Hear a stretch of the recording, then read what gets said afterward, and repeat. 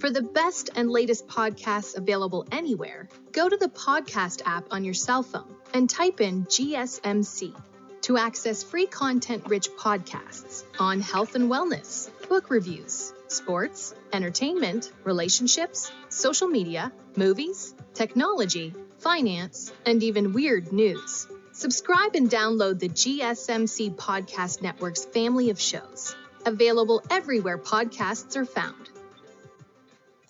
Alrighty, welcome back everyone. We just got into my all-transfer team. We did the offensive side of the ball today. Tomorrow we'll do the defensive, but let's get into my group of 5 playoff contenders, because there's a lot of them. The group of 5 has been guaranteed a playoff spot going forward. The top 5 conference champions are automatically in, and that would include one of these group of 5 teams. Most likely, almost definitely would include one of these group of 5 teams. And I want to break down some of the teams that I'm watching very, very closely going into this year.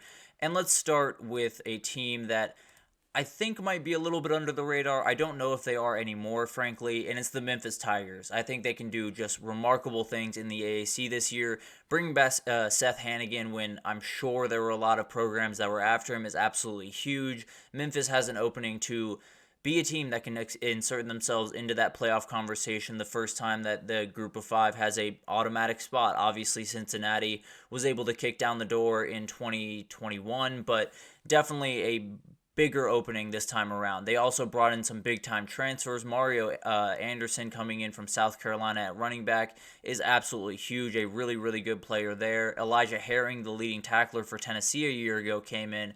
Kobe Minor was one of the biggest players in the portal at safety from Indiana, so they got some game changers. There's no two ways about that, and they definitely have a talent level that a lot of people around college football, or around at least the group of 5, envy a ton. So the AAC feels like the conference that is going to get the team in. It feels like the conference that we're going to see the conference champion find their way into the playoff, but who knows? Regardless, Memphis is going to be one of those teams that is in the thick of that conversation. I think they're coming off a 10-win season. They lead the way in odds to make the playoff for the G5 at plus 600. So they're a team that absolutely will have a ton to say about what that playoff team is going to be from the group of 5. And I'm just fascinated to watch the Tigers this upcoming year. And then we have Boise State, a team that was a part of the national conversation for quite some time, has taken a little bit of a step back since Chris Peterson walked out the door, but is still a huge team and definitely brought in a big-time transfer in Malachi Nelson. Did not need to bring in a ton else. They're not replacing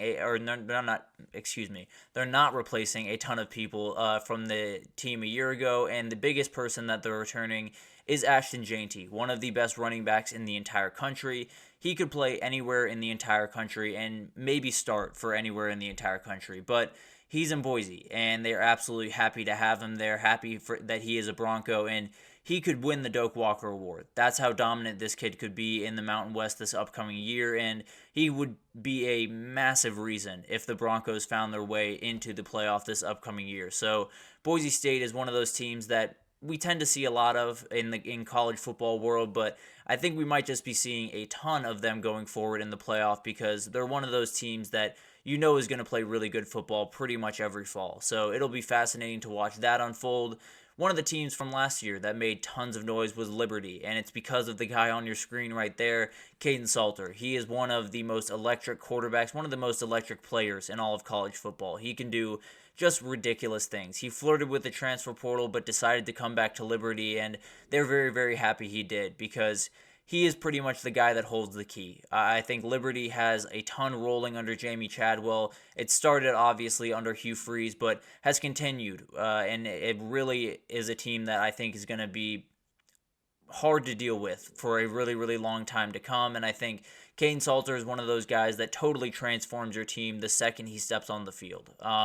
When you talk about the playoff this upcoming year, I think a lot of people are looking forward to Cinderellas and some teams possibly from the group of 5 making runs. Frankly, I don't necessarily think that's what's going to happen. Maybe we'll do a segment on that a little bit later in the week, but if there was a team in the group of 5 that could make a run, I think it might be Liberty just because Caden Salter is a guy that can compete with essentially any defense in the entire country. So very fascinated to watch Liberty this upcoming year. I think they might just be a team that can not only get into the playoff, but maybe make some noise once they're there. Tulane is a team that I'm watching very, very closely. There were tons of turnover there. There's no two ways about that. Willie Fritz found his way out to Houston. John Summerall found his way in. Michael Pratt went off to the NFL at quarterback. They brought in Ty Thompson from Oregon. So a lot of change over there in New Orleans. But the reality is this is going to be a really good team. There's going to be a ton of teams in the AAC that have a lot to say about that playoff spot. But Tulane is absolutely going to be one of them. Their transfer portal class is frankly one of the best in the entire country. When you look at where they are and the players that they got, it's absolutely insane. They brought in Mario Williams from USC, who is an absolute force for Oklahoma, then USC, and is now at Tulane. And then Shaz Preston, a guy that didn't necessarily play too much at Alabama when he was there, but was a four-star wide receiver coming out. Tons of big-time teams were after this kid, and he can absolutely fly. So I think between Ty Thompson, between Mario Williams, Shaz Preston, I think you have a ton of dudes that are going to make big-time plays and a ton of guys that are just a tick above some of the ability and some of the talent level at the Group of Five level. So when you look at Tulane this upcoming year, I think they're going to be a team that is really, really fascinating to watch. And I think Ty Thompson is one of the most interesting players in the country this upcoming year. And then I got to give some love to South Florida. They are a team that has absolutely blown up under Alex Golesh, and he deserves the most respect in the world. Byron Brown is one of the most underrated quarterbacks in the entire country. Naquan Wright is a very, very good running back right next to him, a very prominent duo in that backfield. You had Abdul Raham Yassin, who transferred in from Purdue at wide receiver. Also Sean Atkins, who is a very, very sure-handed, very good wide receiver for them that is a veteran. I think when you put all of this together, they're coming off a season where they made a huge jump record-wise from 2022 to 2023.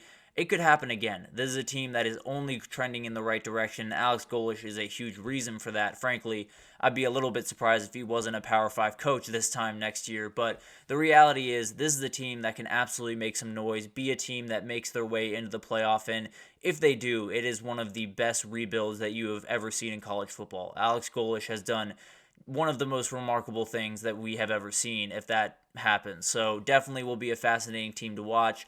And then I threw kind of a wild card in here. There are some other teams that deserve some respect. App State definitely in this conversation, but UNLV is a team that I really want everyone to watch very closely because they made a Mountain West Championship appearance a year ago. Didn't come out on the right side of that, obviously, but still is a team that can do remarkable things. Absolutely has one of the best players in the country in Ricky White. Did incredible things for them a year ago, and somehow they were able to keep him in Las Vegas. So he's going to do incredible things this year. Matthew Sluka coming in from Holy Cross is a huge pickup at quarterback. He's kind of that Jaden Mayava type quarterback where he's not necessarily going to beat you with his arm. He's not the most potent passer in the entire world, but is a very, very good runner and is a competent passer. So he's going to open up a lot of running lanes. And when you see that offense for UNLV, it's really, really hard to defend, especially when that quarterback can get out on the edge and make you hurt with his legs. So Matthew Sluka is one of the most important quarterbacks in the entire country when you talk about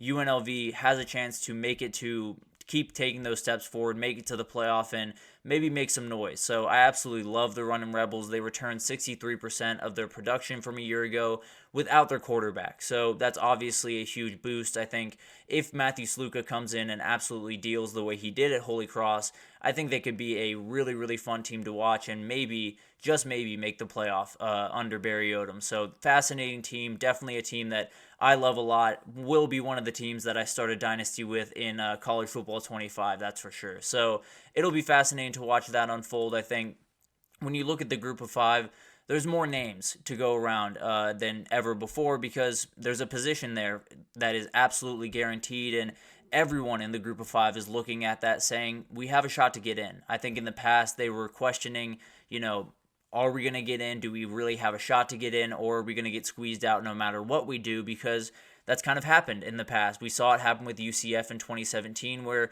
they went undefeated and still got squeezed out. And it really took kind of a rough year in 2021 for some big-time teams for Cincinnati to get in. But those times are gone.